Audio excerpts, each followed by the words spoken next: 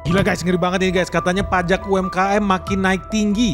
Insentif pajak 0,5% katanya udah hilang. Gila nih, ekonomi lagi sulit. PHK massal bisa jadi nih bakal muncul di mana-mana loh. Apalagi rupiah udah tahu ya terus melemah sesuai dengan prediksi Benix. Nah sekarang kalau pajak UMKM 0,5% mau dihilangkan, gimana nih guys nasib ekonomi bangsa kita nih? Gila nih. Parah asli. Dan gue lihat banyak banget tuh ya di media itu banyak influencer, youtuber tuh udah pada ngomong kalau pajak 0,5% UMKM itu dihilangkan, sekarang mereka harus bayar pajak sampai 22%.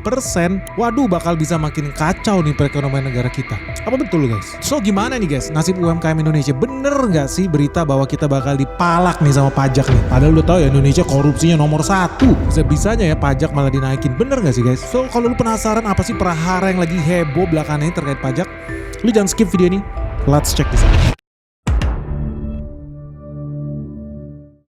Jadi teman-teman udah resmi ya, pemerintah itu ada bikin peraturan baru nih, namanya PP 20 tahun 2026. Isinya tentang ya mayoritas pajak UMKM lah, dan ini yang bikin viral kemana-mana guys. Kenapa? Karena gue lihat banyak pengusaha atau yang ngaku pengusaha itu marah mereka. Karena mereka menerima informasi yang mungkin bisa jadi prematur. Kenapa? Karena kalau gue lihat ya kesan yang didapat nih dari warga-warga pelaku usaha UMKM itu ya mau gak mau ya mayoritas literasi pajaknya juga masih kurang lah. Karena memang ribet peraturan pajak di Indonesia ini. Tapi yang lebih tragis lagi ya, mayoritas informasinya itu sesat guys. Lu lihat yang di Twitter lah, di Instagram lah, 99% tuh hoax guys. Dan ini sangat membingungkan, ujung-ujungnya jadi gak akurat. Dan bahkan ya berpotensi menyesatkan warga sendiri. Karena gue sendiri kemarin tuh kaget. Gue ada ikut beberapa banyak grup WA lah. Terus di grup WA itu banyak muncul apa? Gila nih ekonomi bakal hancur, kita bakal dipalak 22%, bayar pajak mati, apa segala macem lah. Ngaco ini orang. Gue bilang lu jangan hoax lu. Bener gak yang lu bilang? Kita kena pajak 22%. Bener gak usaha lu betul kena pajak 22%? Kenapa? Karena bisa jadi hoax guys. Kenapa bisa jadi hoax? Apalagi kemarin tuh ada yang bilang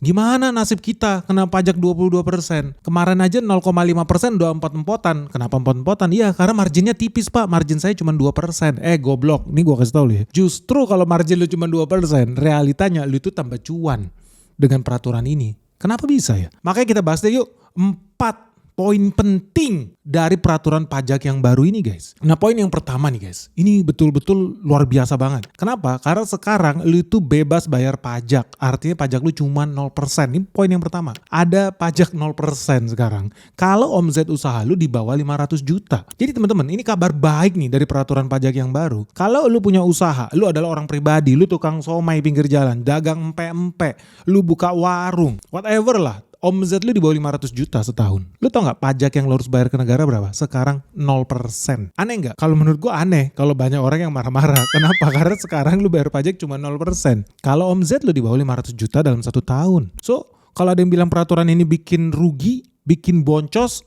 enggak juga tuh. Buktinya ya lu sebagai pelaku usaha UMKM, orang pribadi ya kita ngomong gak perusahaan oligarki gede, enggak lah. Pengusaha kecil yang omsetnya gak nyampe 500 juta, lu itu bayar pajaknya 0% gratis bro. Jadi yang pertama, lu sekarang ada gratis pajak. Pajak lu cuma 0%. Khusus untuk orang pribadi yang usahanya di bawah 500 juta. So this is a very good news guys. Nah yang kedua, nah ini penting nih, banyak orang sesat di sini. Yang kedua, justru di peraturan yang baru ini lu tau gak? Buat lu pengusaha yang omzetnya di bawah 4,8 miliar, lu bayar pajaknya berapa? 0,5% dari omzet. Jadi ini masih berlaku. Bahkan lebih gila lagi kalau zaman dulu ya orang pribadi itu pajak 0,5% itu cuma berlaku 7 tahun. Sekarang nggak ada tuh. Jadi berlaku seumur hidup lah. Sepanjang masih ada peraturan ini lah ya. Lu nggak bayar pajak. Lu bayar pajaknya diskon habis guys. Cuma 0,5%. Dan berlaku bukan cuma 7 tahun. Bahkan sampai bertahun-tahun kemudian. Tapi ada syaratnya juga. Khusus bagi wajib pajak orang pribadi. Jadi bukan oligarki. Enggak. Lu orang pribadi. Lu bisa dapat 0,5% PPH nih pajak penghasilan final. Syaratnya apa? Omzet lu di bawah 4,8 miliar guys. Jadi dari sini lu bisa lihat justru peraturan yang baru ini memberikan keberpihakan. Yang pertama, kalau omzet lu di bawah 500 juta, lu bayar 0%. Yang kedua, kalau omzet lu di bawah 4,8 miliar, lu bayar 0,5%. Jadi di sebelah mana dirugikannya? Lu harus pikir, jangan ke bawah hoax, itu hasutan tuh. Iya pak, tapi ada yang dirugikan. Emang berapa omzet lu? 200 miliar. Ya lu gila, lu punya omzet 200 miliar, lu kagak mau bayar pajak, itu namanya lu gila. Dari sini kita bisa lihat, mayoritas UMKM kalau yang dia itu justru diuntungkan dengan peraturan yang baru ini. Karena lu bisa bayar pajak gratis 0%. Kalau lebih dari 500 juta sampai 4,8 miliar lu bayarnya 0,5%. So untung, yang gak untung siapa? Nanti gue bakal cerita kenapa makin banyak orang nyebarin hoax. Makanya lu jangan skip video ini.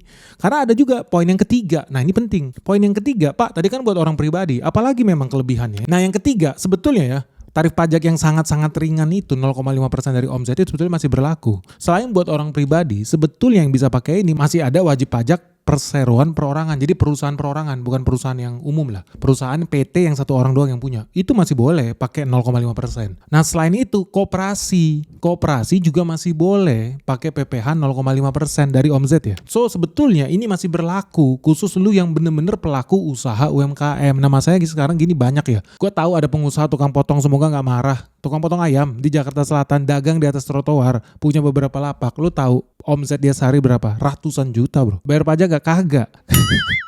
Dan itu realita. Terus lu belain tuh pelaku usaha yang omzetnya 300 juta sehari, bisnisnya motong ayam di atas trotoar. Lu ngaku lah, tulis dulu tolong komentar di bawah ini. Yakin gue pasti ada di sini karyawannya yang ngerti yang gue omongin. Bayar pajak gak dia? Enggak. Berlindung dengan apa? UMKM. Gue gak setuju. Menurut gue yang harusnya berhak mendapatkan fasilitas 0,5% ya UMKM beneran. Kalau konteksnya lu udah jadi enterprise, lu udah jadi corporate, lu bahkan jadi oligarki, ya ngapain lu minta lagi gini? Ini udah gak adil lah. Lu minta diskon pajak, fair lah. So ketika gue lihat 0,5% sebenarnya masih berlaku kalau lu pengusaha individu, perorangan, tukang somai pinggir jalan, yes, diskon masuk akal 0,5%. Lu koperasi masuk akal. Koperasi bermanfaat bagi orang banyak, nggak kayak banker-banker itu ambil bunga mencekek rakyat. Koperasi seharusnya agak lebih masuk akal. Koperasi petani, koperasi simpan pinjam, koperasi usaha, koperasi susu. Gua setuju karena kebermanfaatannya jauh lebih besar dampaknya buat orang banyak. So 0,5%. Nah yang ketiga, PT juga tapi perorangan. Jadi dari sini udah bisa lihat ya bahwa arahnya dari peraturan pajak yang baru ini keberpihakan menurut gua ke UMKM yang benar-benar UMKM, yang benar-benar usaha kecil, yang benar-benar usaha perorangan. Jangan lu tiba-tiba ada orang nih pengusaha jual beli mobil bekas, omset di atas 20 miliar sebulan tapi tetap aja mau bayar pajak 0,5%. Ya brengsek lu. Gue dulu aja jadi karyawan bayar pajak di atas 30%, gila gak lu? Giliran pengusaha puluhan miliar, masa bayar pajak cuma 0,5%, yang ngaco lu. Gue sih setuju ini dikasih, tapi ya itu buat pengusaha bener-bener kecil, perusahaan individu, perusahaan baru lahir. Iyalah, masa enterprise, corporate, oligarki lu minta diskon pajak. So, gak usah heran kalau peraturan 0,5% itu kabar baiknya tetap berlaku juga selain buat wajib pajak orang perorangan, tapi juga ke perseroan terbatas PT yang satu orang dan koperasi. Nah gimana kalau perusahaan lu CV, firma atau PT pada umumnya? Bukan PT perorangan, PT yang mungkin isinya bisa 10 pemegang saham, 20 pemegang saham. Ya lu tetap bayar tarif normal. Tetapi jangan khawatir, gak seperti hoax yang digambarkan itu. Kenapa? Karena sebenarnya lu juga dapat fasilitas, yaitu apa? Fasilitas yang keempat, lu tuh dapat diskon 50%. Jadi kalau ada yang bilang, waduh gawat nih, banyak tuh hoax tuh bilang, sampai temen gue sendiri ada yang panik. Gila Ben, gue bakal bayar pajak penghasilan sampai 22%. Ngaco. Yang bener aja lu, gue tanya omset lu berapa? Iya omset gue setahun 7M. Ya ampun, omset lu cuma 7M. Nggak ada bro. Pajak penghasilan lu itu cuma 11%. Jadi ini banyak orang yang keblinger guys. Jadi kalau omset usaha lu masih di bawah 50 miliar dalam 1 tahun, lu itu masih hitungannya perusahaan UMKM juga sih. Tapi lu dapat pajak itu nggak 22% kayak oligarki, no. Lu dapat diskon 50%. Jadi 22% diskon 50%, lu itu cuma bayar pajak penghasilan 11% guys. Jadi justru menurut gua dengan peraturan yang baru ini jadi makin jelas sebenarnya ya. Mana definisi enterprise company, mana definisi perusahaan menengah, mana definisi perusahaan mikro yang isinya cuma satu orang, dagang warteg, dagang empe-empe. Nah lu dapet tuh 0% aja lu bisa dapet, pajak lu cuma 0% guys. Kalau omset lu ingat tadi di bawah 500 juta. Kalau omset lu antara 500 juta sampai 4,8 miliar lu bayarnya 0,5%. Kalau lu pengusaha PT biasa atau CV atau firma, lu bayar pajak penghasilan 11%. Itu pun bagus menurut gua. Karena dulu gua jadi karyawan, gua bayar pajak di atas 30%. Makanya sekarang gua lebih enak gitu karena gak pakai pajak progresif lagi. Gua lihat pun banyak ya teman-teman pengusaha yang seneng juga bayar PPh cuma 11%. Makanya aneh kalau di luar sana ada yang Guys, ngeri banget ini guys. Perang di Timur Tengah tambah panas dan ujung-ujungnya harga minyak dunia pasti tambah naik. Artinya nih bakal makin banyak loh perusahaan-perusahaan di Indonesia yang tambah rugi, tambah nyungsep. Termasuk juga saham-saham yang ada di IHSG guys. So terus gimana nih caranya supaya lu nggak tambah rugi, lu nggak tambah miskin, lu nggak tambah nyungsep lebih dalam lagi guys? Sebetulnya caranya gampang guys, karena ada di Sekolah Saham BENIX season 10 yang resmi dibuka lagi nih. Nah di sini seru banget guys, karena kali ini lu bakal belajar ya cara menghindari saham-saham yang pasti tambah nyungsep, yang pasti tambah rugi. Dan bukan cuma itu, lu juga bakal belajar cara menemukan nih saham-saham yang bakal diuntungkan justru ketika dunia tambah panas. So buat teman-teman nih, buat kamu-kamu yang masih pemula, masih newbie, masih beginner di dunia saham dan lu pengen belajar gimana sih cara investasi yang benar dari nol. Nah inilah momen yang paling tepat, ini saat yang paling pas guys. Kenapa? Karena bentar lagi market crash sudah ada di depan mata guys. Kita menuju detik-detik yang menegangkan. Apalagi ya suku bunga di Amerika Serikat bakal makin naik tinggi loh. So kamu pengen tahu nggak sih? Kamu pengen bisa ngerti nggak sih perusahaan mana yang layak buat diinvestasikan, mana yang tidak layak sama sekali. Nah lu gak usah khawatir karena semuanya bakal kita bahas tuntas di Sekolah Saham BENIX season 10 ini. Karena cuma di sini ya kita bakal belajar bareng cara membaca laporan keuangan, ekonomi makro, sektor-sektor unggulan yang ada di IHSG, sampai perusahaan-perusahaan yang bisa jadi penggerak bursa efek Indonesia guys. Apalagi di sini juga ada sesi Ask Me Anything ya. Sesi di mana lu bisa bebas tanya apa aja ke BENIX langsung soal dunia saham dan investasi. So tunggu apa lagi nih? Yuk segera daftarin dirimu sekarang juga. Hubungin WhatsApp admin kita Michelle di 0811 868 959. Atau lu bisa kunjungin website kita juga di www.sekolahsahambenix.com. Oke guys, sampai ketemu ya. Salam sehat, salam cuan. Gue lihat pun banyak ya teman-teman pengusaha yang seneng juga bayar PPh cuma 11%. Makanya aneh kalau di luar sana ada yang marah-marah. Simpel aja. Kenapa? Ya karena mereka pengen bikin rusuh. Faktanya bayar pajak PPh 11% itu jauh lebih kecil dibanding lu buka usaha di Singapura. Lu tahu di Singapura berapa bayar pajak? PPh perusahaan itu 17%.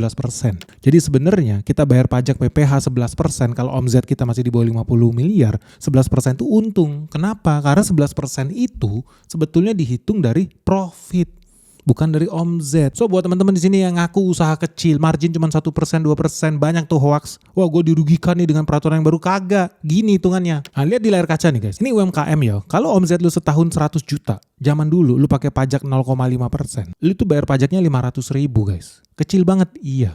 Nah sekarang perusahaan yang sama nih, UMKM yang sama, omzetnya 100 juta juga. Tapi kan lu bilang margin lu berapa? 4% katakan. Artinya pengeluaran lu itu 96 juta. Laba lu cuma 4 juta. Ingat pajak 11%. Lu bayar dari mana? Kalau perusahaan lu kena pajak 11%, maka lu bayar 11% dari laba, dari profit. Artinya yang lu bayarkan 440 ribu.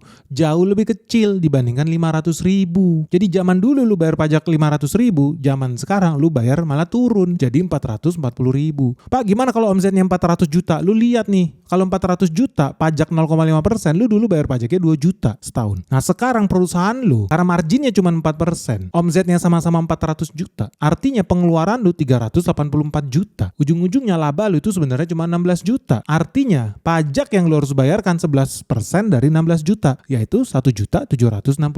Dari sini aja lu udah bisa lihat logikanya. Kalau lu ngaku-ngaku margin lu cuma 1%, 2%, 3%, 4%, lu diuntungkan atau dirugikan dengan peraturan baru ini? Lu diuntungkan bro.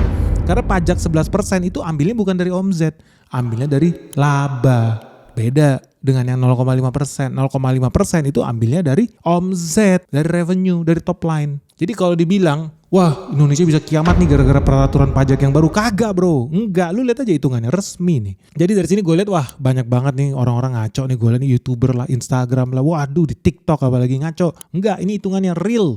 Ujung-ujungnya lu diuntungkan. Sebetulnya ada nggak konteks di mana lu bisa bayar pajak lebih mahal? Bisa. Kalau lu oligarki itu pertama, lu pasti lu marah. Nah yang kedua, konteksnya adalah kalau lu punya margin tuh lebih dari 4%. Jadi menurut hitung-hitungan kita, begitu margin lu 5% ke atas, sebetulnya memang lu jadi bayar lebih mahal. PPh-nya jadi 11%. Tapi sebetulnya kalau lu pikir-pikir lagi, ya udahlah, memang lu harus bayar pajak 11%. Karena lu pakai itu aspal, lu pakai itu dermaga, lu pakai itu bandara, lu pakai itu fasilitas. So, kita memang wajib bayar pajak. Setuju gua gua. Aneh banget kalau karyawannya disuruh bayar pajak. Giliran pengusaha disuruh bayar pajak 11% gak mau, ya aneh, ngaco. Gue pun gak setuju. Ini udah jauh lebih murah dibandingkan lu kalau buka usaha di Singapura, pajaknya 17% bro. So dari sini lu udah bisa lihat ya, sebetulnya kita malah dapat kepastian nih tentang berbagai fasilitas yang ada di Indonesia. Sebagai pengusaha nih, menurut gue oke lah. Ketika omzet lu di bawah 500 juta, 0%. Ketika omzet lu 500 juta sampai 4,8 miliar, 0,5% terhadap omzet. Begitu lu di atas 4,8 miliar, lu bayar pajak penghasilan as a company ya, itu cuman 11%. Tapi itu pun bukan dari omzet, dari laba bersih guys. Jadi kalau lu tidak punya laba, kalau tahun itu lu rugi, boncos, lu bayar pajak gak? Kagak, karena lu kan ambilnya 11% dari profit. Lah kalau lu gak ada profit, lu gak bayar pajak. Beda kalau pakai 0,5%. Kondisi perusahaan rugi kek, masuk neraka kek, tetap lu bayar pajak karena ambilnya dari omzet. Nyambung gak guys? Makanya lu jangan mudah dikadalin deh. Lu hati-hati tuh, makin banyak berita-berita hoax di luar sana, media-media yang mau hancurin bangsa kita, ya bikin berita-berita palsu. Ya realitanya enggak, realitanya banyak UMKM yang happy. Tapi di sini gue juga mau sharing ya, karena banyak juga ya, kenapa orang-orang itu nyebarin hoax itu. Yang pertama ya karena memang realitanya itu banyak celah dari regulasi yang sebelumnya, yang zaman dulu. Karena mereka lihat, bikin PT aja nih, bikin omzetnya di bawah 4,8 M, kalau marginnya gede, lebih untung. Karena kalau marginnya gede 0,5% tuh bayar bukan dari laba, tapi dari top line, dari omzet. So yang dilakukan orang apa? Ada dua nih, mereka melakukan bunching sama firm splitting. Bunching itu apa? Mereka itu nahan omzet supaya nggak tembus 4,8 miliar. Karena begitu tembus 4,8 miliar zaman dulu, ya pengusaha jadi bayar pajak yang 11%. Makanya mereka tahan diri di bawah 4,8 miliar supaya mereka tetap bayar pajaknya cuma 0,5%. Nah negara lihat ini. Nah yang kedua itu firm splitting yang tadi. Perusahaannya dipecah-pecah. Jadi udah omzetnya ditahan, perusahaannya dipecah-pecah. Tadinya 1 PT jadi ada 12 PT. Tadinya 1 PT jadi ada 20 PT. Lu bayangin, ada perusahaan omzetnya itu 50 miliar lebih. Apa yang dia lakukan? Dia bikin 10 perusahaan, dia bikin 12 perusahaan. Melakukan aktivitas yang sama. 0,5%, 0,5%, 0,5%, padahal omzetnya udah puluhan miliar. Fair enggak? Coba gua tanya. Coba lu pikir rakyat Indonesia deh. Fair enggak ada perusahaan omzet 50 miliar lebih bayar pajaknya cuma 0,5%? Fair enggak? Ya ini nggak bener ya, ujung-ujungnya penerimaan negara berkurang. Jadi memang banyak tuh yang begitu tuh, mafia-mafia yang pasti hari ini ya bete, mereka nggak bisa lagi memanfaatkan celah hukum itu guys. Ya sudah, bayar pajak lalu 11%. Karena kan omzet lu masih di bawah 50 miliar, ya sudah lah. Kalau omzet lu di atas 50 miliar gimana? Ya lu bayar pajak perusahaan lah yang normal 22%. Nah masalahnya gini guys, sebetulnya memang ada perusahaan-perusahaan yang lakukan penyelundupan pajak yang seperti itu guys, ada. Tapi ada juga loh perusahaan yang memang pengen bayar pajak, tapi mereka nggak mau omzetnya itu naik ke 4,8 miliar. Kenapa dia lakukan bunching? Kenapa dia lakukan firm splitting? Bisa juga bukan karena dia nggak mau bayar pajak. Karena faktanya gue ketemu banyak pengusaha yang rela bayar PPh 11%. Banyak. Tapi yang dia nggak rela adalah begitu omzet lu tembus 4,8 miliar, lu itu harus narik pajak pertambahan nilai yang namanya PPN. Kenapa ini jadi nggak menarik? Karena begitu lu jadi wajib mungut PPN, usaha lu jadi nggak kompetitif. Kenapa usaha lu gak kompetitif? Karena pertama ya, harga produk lu jadi lebih mahal. Tadinya harga produk lu katakan 100 ribu. Karena lu harus bayar PPN, katakan PPN-nya 11%. Berarti lu harus bayar 100 ribu ditambah 11 ribu. Jadi lu harus bayar 111 ribu. Kompetitor lo, dagangnya yang gak pakai PPN, mungkin barangnya cuma 100 ribu. Udah pasti pelanggan lu pindah. Jadinya gak kompetitif. Tapi kan PPN masih bisa lu rembes, ada tax refund, kurangin aja dari PPN masukan, PPN keluarannya berapa ada selisihnya, lu kan bisa tagih lagi. Iya betul, tapi itu ribet, administrasinya juga ribet. Dan apa jaminannya ya omzet lu bakal tetap stabil bulan depan, tahun depan? Gak ada. Tapi begitu lu terregister sebagai perusahaan yang wajib mengut PPN, ujung-ujungnya gimana? Ya jadi ribet guys. Jadi banyak perusahaan yang gak mau ribet karena banyak orang pun gak berani mengajukan tax refund. Ujung-ujungnya dia bayar PPN masukan itu. Dia bayar lebih mahal buat itu. Terus dia jual produknya, ujung-ujungnya jadi kena lebih mahal juga karena PPN-nya tinggi. Tapi dia gak ngerti cara minta selisih pajak ini guys. Banyak juga yang gak ngambil loh. Jujur lah di sini, ada banyak gak teman-teman yang sengaja nahan omzetnya supaya gak tembus 4,8 miliar, supaya bukan karena gak mau bayar pajak 11%, mau bayar pajak 11%, tapi gak mau, jadi gak kompetitif. Karena apa? Kena PPN. Karena apa? Ngurus PPN itu ribet, administrasinya ribet, belum lagi ngurusin tax refundnya ribet. So dibanding kena ribet-ribet PPN ini, ya udah mendingan nggak usah deh di atas 4,8 miliar, di bawah aja deh biar nggak ribet. Jujur deh, banyak nggak sih teman-teman di sini yang rela bayar pajak perusahaan yang 11% itu rela, tapi yang nggak rela ngurusin keribetan PPN itu. Jadi ujung-ujungnya sengaja nahan omzet. Sharing dong pandangan kalian di bawah ini, Biar orang-orang lihat, ada nggak yang punya pandangan seperti itu? Ada nggak yang sama yang seperti gue melihatnya? The way I see it, ada memang orang yang sengaja lakukan untuk melakukan penyelundupan pajak. Memang niatnya rampok guys. Ada. Yang kedua, tapi ada juga yang sengaja melakukan itu bukan karena nggak mau bayar pajak. Mau dia bayar pajak PPh. Mau. Yang nggak mau adalah keribetan PPN. Yang nggak mau adalah produknya jadi nggak kompetitif karena dia juga nggak ngurusin tax refund itu. So that's the real story. Nah anyway, yang gue mau sharing di sini, lu udah bisa lihat bahwa sebetulnya aturan yang baru itu menguntungkan buat UMKM karena sekarang jadi lebih ada kepastian untuk ya khusus ya pengusaha UMKM yang bener-bener UMKM, bukan UMKM bodong padahal omset ratusan miliar, kagak. Tapi yang real UMKM, yang omsetnya di bawah 500 juta, 0% pajak. Good, hebat. Peraturan yang baru hebat. Yang omsetnya di bawah 4,8 M, wajib pajak orang pribadi, 0,5%. Good, berlaku seumur hidup. Jadi kalau zaman dulu berlaku cuma 7 tahun, sekarang ya berlaku seumur hidup. At least selama peraturan ini masih ada lah. So that's a very good news loh. Tapi sebetulnya di sini gue juga mau sharing. Ada sebenarnya simulasi ya yang memungkinkan kalau lu nggak setuju. Contoh kayak kemarin tuh ada ekspor satu pintu nggak setuju. Gimana sih Pak strateginya dan kenapa sih mereka akhirnya bikin perusahaan di sana? Ya simple, salah satu faktor itu gara-gara faktor pajak juga. Pajak di Singapura itu lebih rendah dibandingkan Indonesia. Contoh di Indonesia PPh perusahaan itu kalau udah gede itu di atas 22%. Di Singapura cuma 17%. Itu satu. Yang kedua, pajak pertambahan nilai, PPN. Di Singapura namanya GST, Goods and Services Tax. Nah di Indonesia PPN itu 2%. Di Singapura PPN itu, atau dalam ini konteks ini GST ya, itu cuma 9%. Nah di sini kita bisa lihat ya, sebetulnya ada cara yang lebih mudah seandainya kita mau tarik devisa. Ya kita pindahin aja perusahaan dari Singapura ke Indonesia. Mereka pasti willing juga ketika bayar pajak di Indonesia jauh lebih murah dibandingkan di Singapura. Contoh nih, kalau PPh perusahaan di Singapura 17%, kita bikin aja di Indonesia 15%. Khusus untuk perusahaan yang orientasi ekspor, bukan perusahaan lokal no. Kalau perusahaan lu orientasinya ekspor, klien lu mayoritas ekspor, PPh lu lebih rendah juga jadi 15%. Jadi ini buat pengusaha-pengusaha lokal jadi berlomba-lomba juga. Berlomba-lomba untuk menghasilkan devisa, berlomba-lomba untuk jualan ke luar negeri, dan ini menurut gue hal yang baik dan bisa dihitung sebetulnya. Kalau seandainya Indonesia punya PPh 15%, berapa banyak yang modal asing yang masuk? Dan gue yakin loh, ada banyak loh perusahaan dari luar negeri yang mau masuk ke Indonesia. Bahkan Indonesia itu bisa jadi pusat operasional bagi perusahaan-perusahaan yang beroperasi di Asia Tenggara. Gimana guys? Menurut lu menarik gak tuh kalau Indonesia pajak perusahaannya diturunin dari 22% ke 15% khusus yang berorientasi ekspor? Nah, sebetulnya itu cukup menarik gak? Gue yakin menarik. Tapi ini juga harus ya dibarengin sama kepastian hukum, kestabilan sosial politik di Indonesia, kemudahan perizinan. Wajib tuh kemudahan perizinan. Infrastrukturnya dan suprastrukturnya ya juga harus disiapin. Gua yakin berbondong-bondong tuh family office, regional company yang selama ini berkantor di Singapura, even kayak Amazon, Google berkantor di Singapura. Gue yakin mereka akan berlomba-lomba pindah ke Indonesia karena Indonesia jadi lebih kompetitif dari segi pajaknya dan regulasinya. Nah menurut teman-teman gimana guys?